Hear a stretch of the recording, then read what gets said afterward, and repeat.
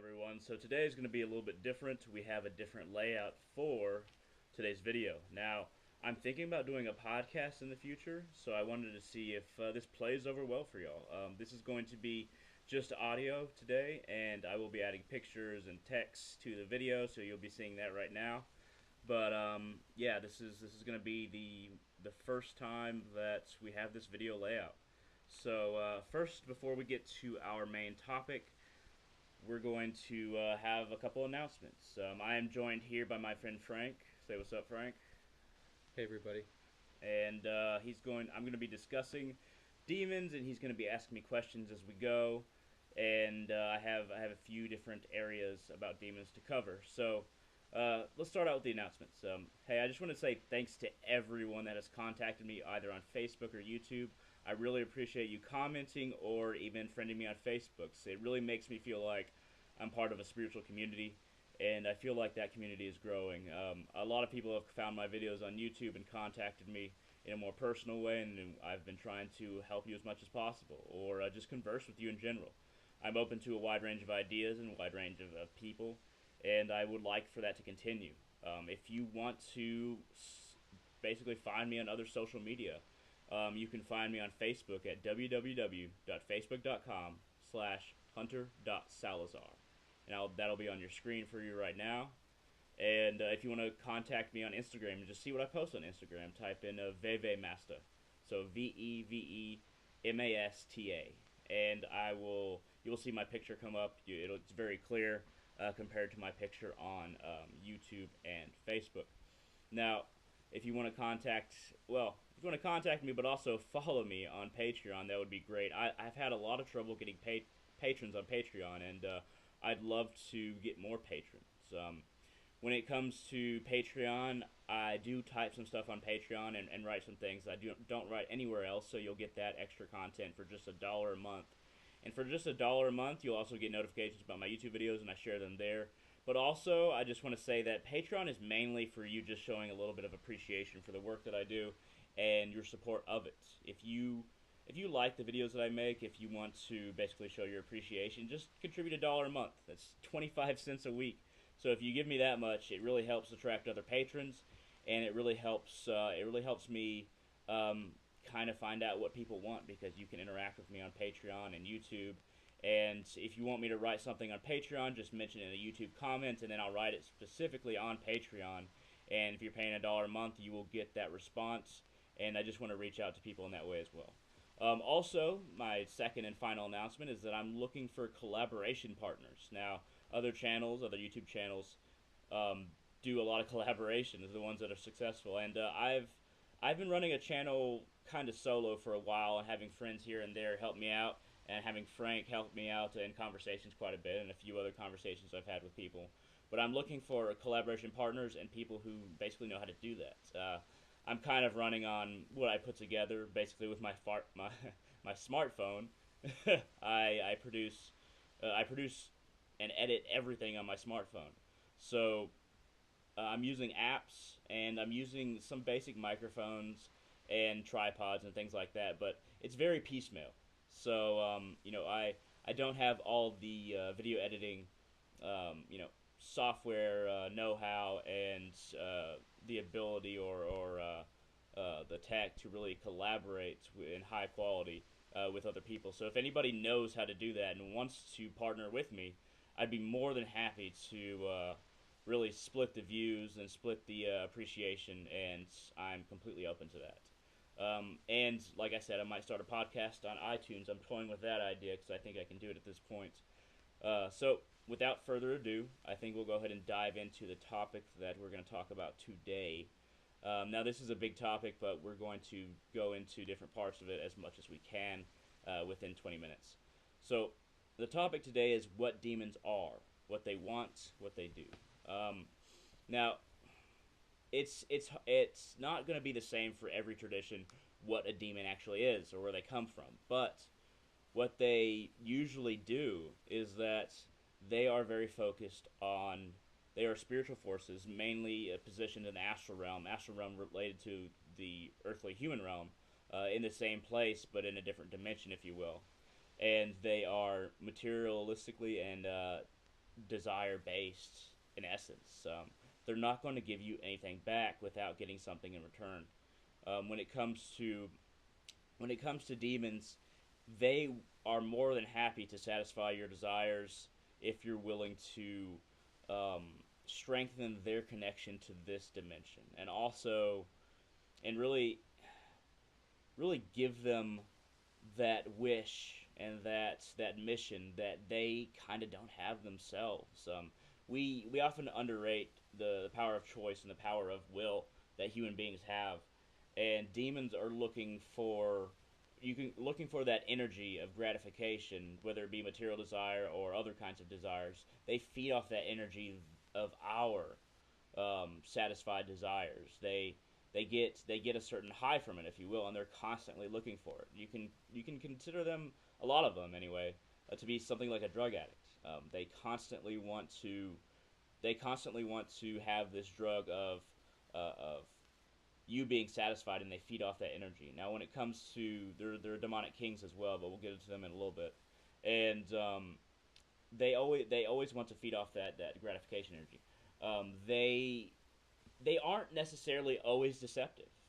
Sometimes they actually just feed off of intellectual ideas. There's intellectual demons that when you have a big ego and you're reinforcing that ego, they will attach themselves to you and kind of suck on you like a leech.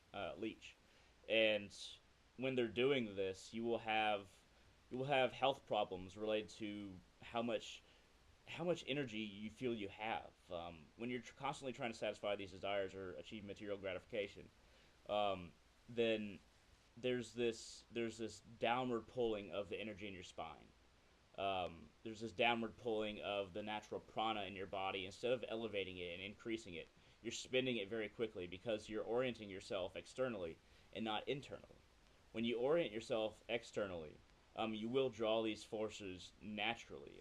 Now, if you actually try to call the demons and actually are willing to either worship them or give them offerings specifically to them, not just your gratification, you're more than likely going to have one latch onto you. It might lie to you about what demon it is or what it wants, but it's very easy to get a demon to latch onto you if you're willing to work with them. I'm not going to take the route that a lot of people take and say that, okay, they're just evil forces and that they constantly lie and they just want to drag you down to hell. That's not always true. I mean, sometimes it is true, but a lot of the time they're just seeking that immediate high. They're beings of the moment. They're beings of the second they live in, and that moment is their entire world. They do not have the same idea of time and long term goals for the basic demons, or long term ideas about what they want to achieve. It's very moment based, and people souls can become, not necessarily souls, but souls that whose egos have made bad choices. And souls are really recording devices in a way that links us to the source.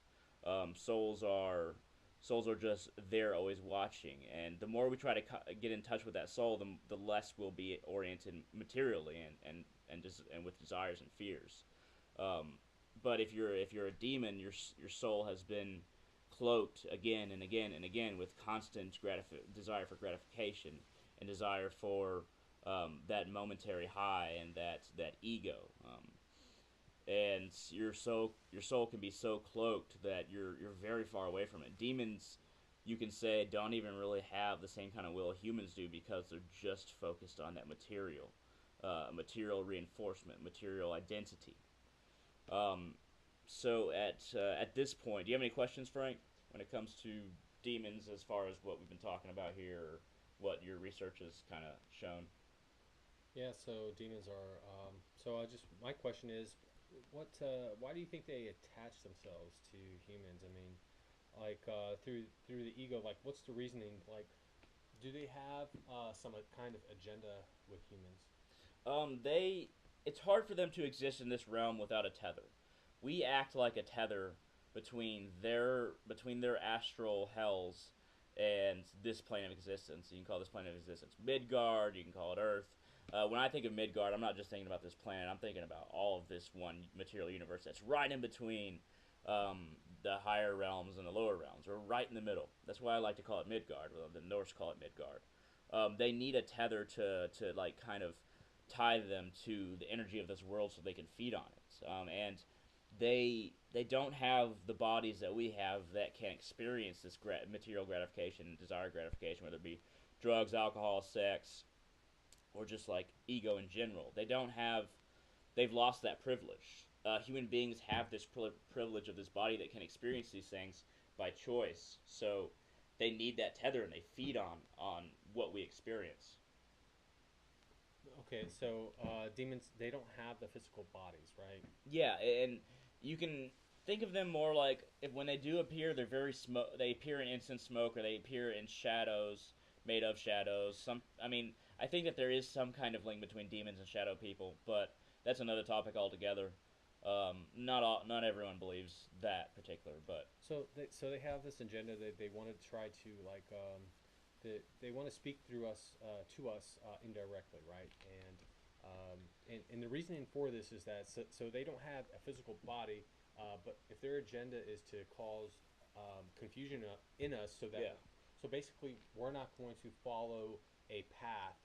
Do you think that humans have some kind of divine path that we are following, and that demons are trying to separate us And from? yeah, I actually think that that is correct. I feel like demons they naturally want to drag other people down to where they are because they exist in groups like colonies of ants or flocks of birds, and when they drag somebody all the way down, there is this certain reward that they get from the demonic kings where if you know it's like you're recruiting somebody like if a demon is kind of sent to recruit for demonic kings, which they're often attached to, and you bring another soul down that is so cloaked in material gratification and material desire that they fall into the hells, then either you've achieved another soldier for your legion, whatever particular legion you're in, or you have achieved a slave. Now, if you embrace the demonic, you can very well be a soldier, but it is not a wonderful life. It is something that if you break any rules, there's a hierarchy in the hells. If you break any rules that the demonic king doesn't want you to break, you're going to be punished terribly. And if you are not focused on the demonic, but they drag you down there anyway through corruption, then you're going to be a slave to be fed on and to be used. So they do have an agenda. I don't think that Satan is the demonic king. I think that he's one of them. He's the eldest of their kind in a way. Well, And before you go on, I would like to say that I say this as somebody who is like pan spiritual. I consider myself a shaman a lot of the time. That's the closest word that I can get to what I am. And Christianity didn't get it all wrong.